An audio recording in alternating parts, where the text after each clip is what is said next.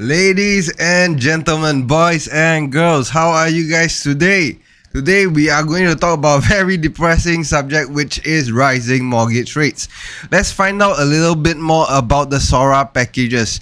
By finding out about SORA packages, we can then decide for ourselves what is a better strategy to go fixed or should we go floating.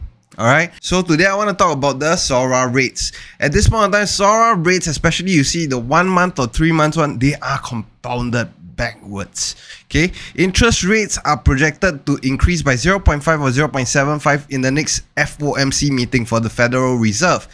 MAS's standing facility bands are pushing SORA up, and I'm gonna discuss all of this more in depth later. However, let's have some disclaimers. This video contains a lot of forward-looking statements which may or may not be true.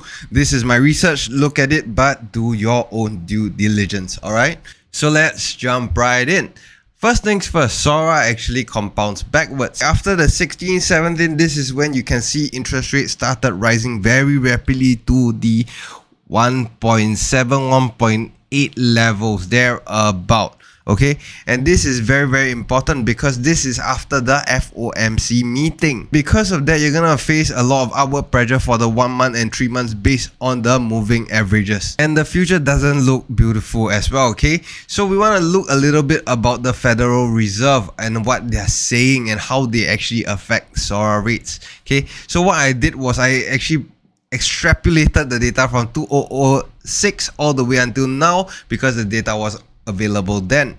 We actually found that there is a correlation coefficient of 0.928, which means that these happen to move very well in tandem, as you can see in the graph. And what the Federal Reserve actually communicates is that they are looking to increase interest rates further. They are looking to increase interest rates by 0.5 to 0.75 for the next 3 meetings. Alright, but I actually don't believe so because there's too much downward pressure from the prices. We're gonna force ourselves into a deflationary situation. It's gonna be messy. Okay, so what I want to share about next is the last factor, and this is something that people don't really talk about: the MAS standing facility. Alright, so typically SORA obeys this rule quite well. Usually we can see SORA trading above the deposit rate but below the borrowing rate, and this has been true until very recently. Okay, so what you can see, the spread right between the borrowing rate and the deposit rate is 1%. This has been then raised up, which then tells me maybe what the MAS is trying to do is to increase SORA rates. So here are our final thoughts. Okay, compounded SORA are looking to go up because of the 3 factors that I mentioned.